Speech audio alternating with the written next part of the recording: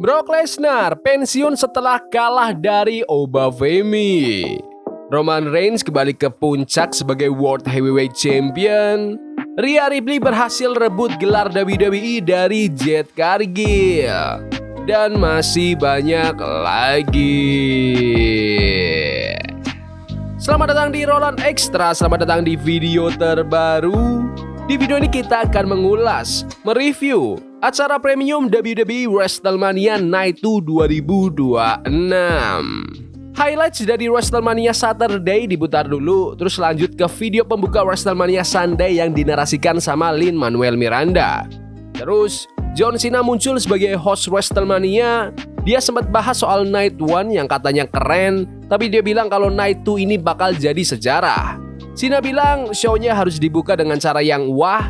Dia langsung nyambut semua orang secara resmi dan kembang api pun meledak meriah buat buka malam itu.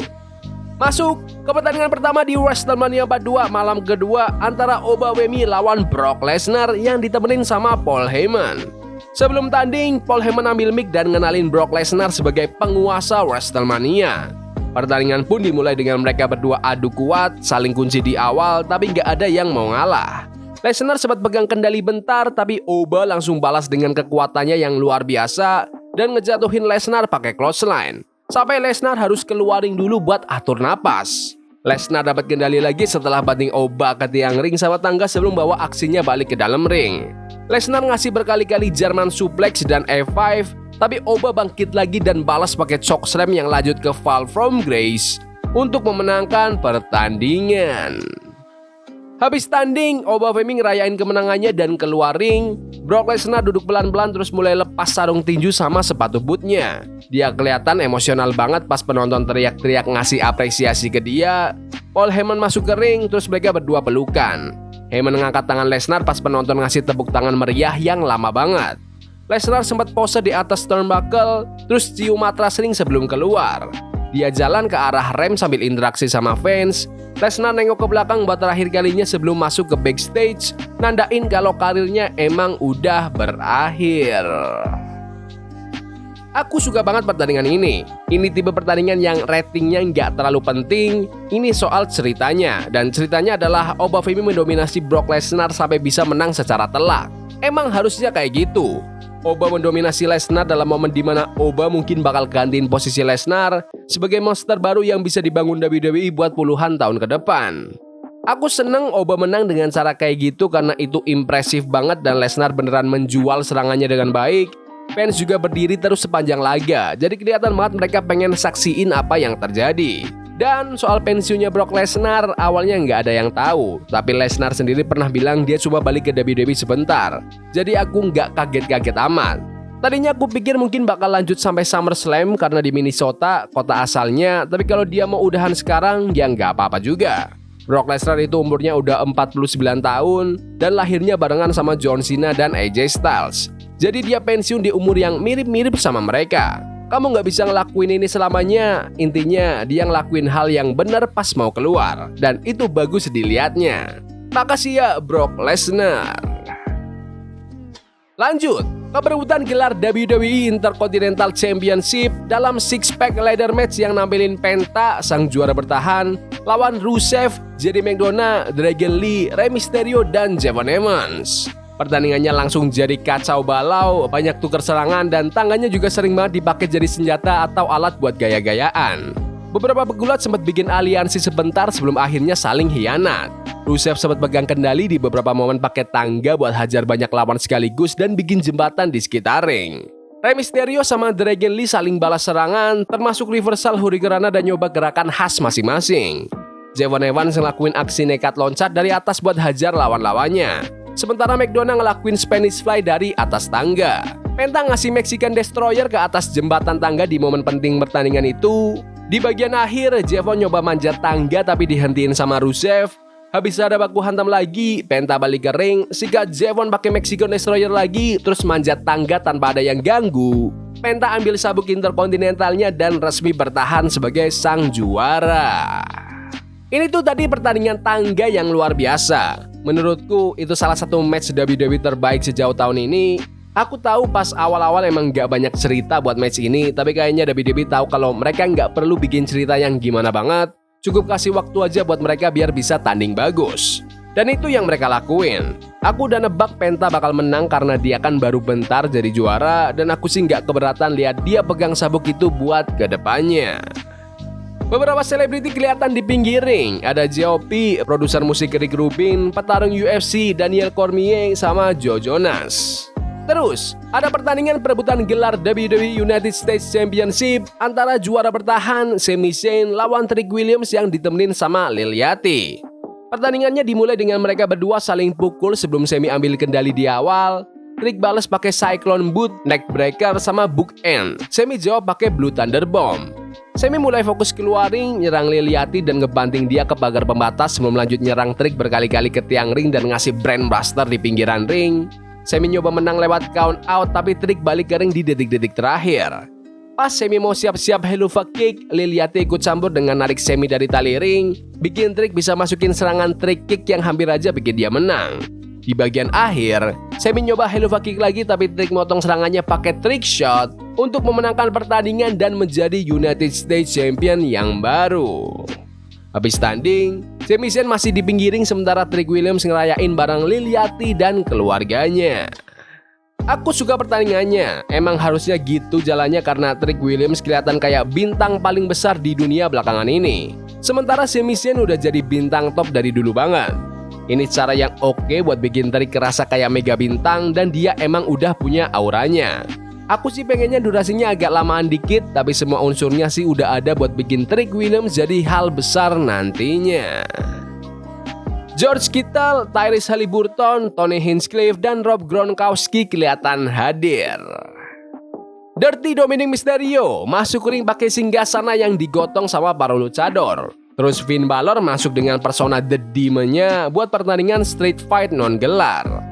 Pertandingan dimulai dengan Balor yang pegang kendali duluan, pakai pukulan-pukulan dan ngelempar Dominic keluar ring sebelum ngeluarin tongkat kendo sama meja ke pertandingan. Dom dapat momentum lagi pakai suicide dive dan pakai kursi-kursi buat nyerang Balor. Dom berhasil masukin 619 sama frog splash, tapi Balor masih bisa bangkit. Dom lanjut pakai kursi dan pasang meja di pojokan, sampai akhirnya ngebanting Balor nembus meja itu dan lanjut pakai frog splash lagi, tapi tetap aja gagal dapat pin. Di menit-menit terakhir, Balor bangkit dan balas serangan pakai kursi sebelum ngasih shotgun dropkick yang bikin Dom mental ke meja. Balor lanjut pakai coup de grace nembus meja itu untuk memenangkan pertandingan.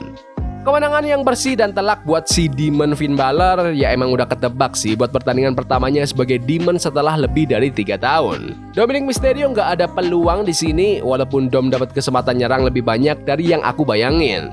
Tadinya aku pikir match ini bakal di bawah 10 menitan tapi ternyata lebih dari itu dan itu keren sih. Mereka nggak terlalu gila-gilaan pakai senjata selain barang-barang standar yang biasa kita lihat. Balor ngalahin Dominic itu kayaknya pertandingan yang paling gampang ditebak di semua daftar pertandingan WrestleMania ini. Masuk, gelar WWE Women's Championship dipertaruhkan pas Jade Cargill lawan Rhea Ripley. Pertandingannya dimulai dengan Cargill yang pakai kekuatannya buat ambil kendali duluan, termasuk ngasih scoop slam sama Blue Thunder Bomb. Rhea balas pakai ripcord kick sama face buster, tapi Cargill dapat momentum lagi pakai power slam dan serangan terus-menerus di dalam sama luar ring. Aksinya tetap imbang pas kedua pegulat ini saling ganti kendali, dengan Rhea yang ngasih bantingan electric chair dan Cargill jawab pakai spine buster. Masing-masing nyoba gerakan pamungkas tapi dua-duanya bisa ditangkis.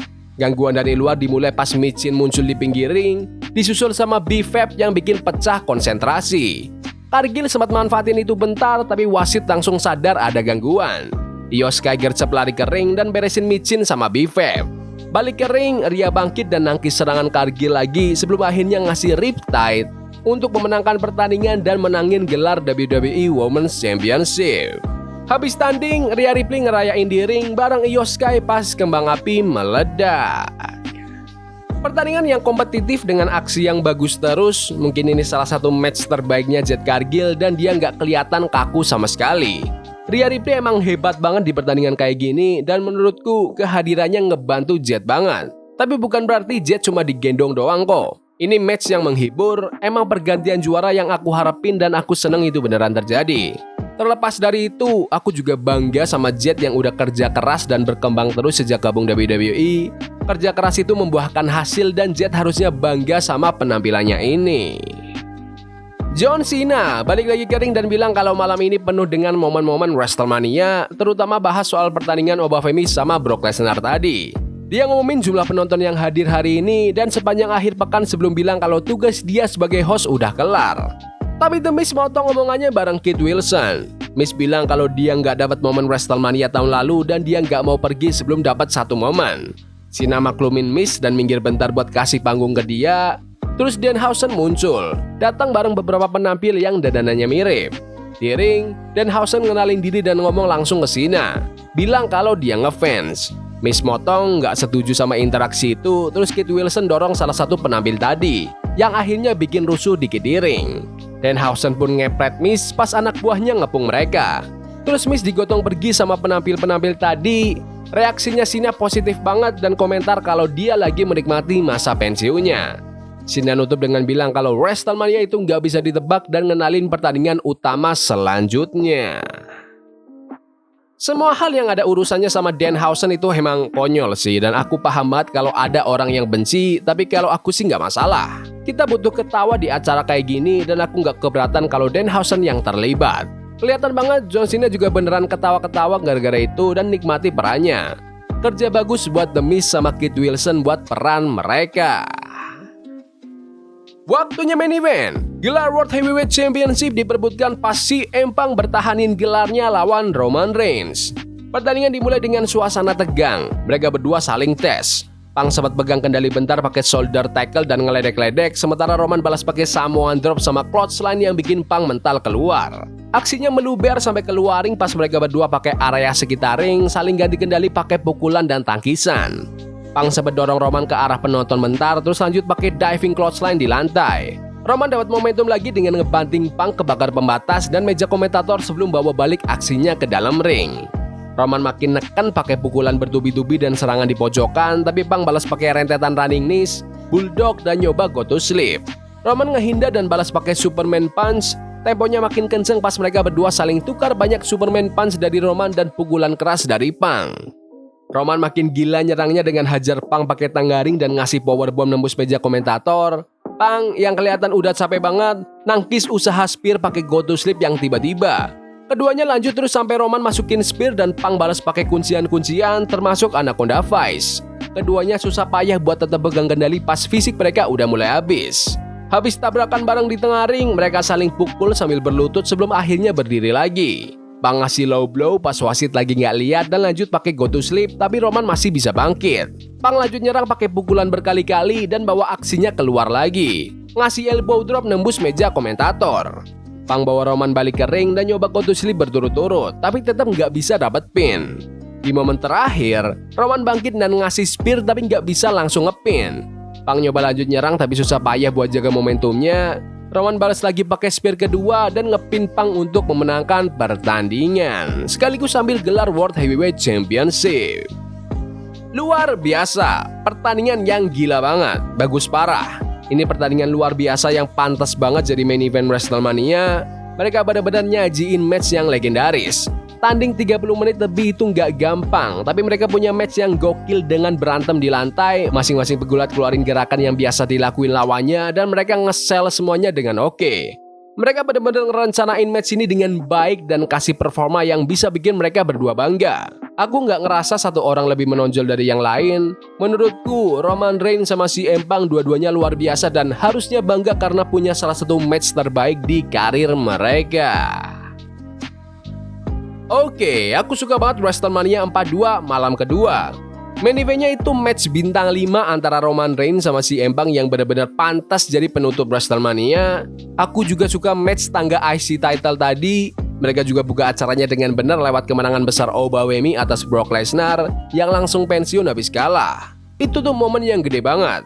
WrestleMania malam pertama kemarin bikin banyak fans kecewa dan banyak yang komplain soal iklannya.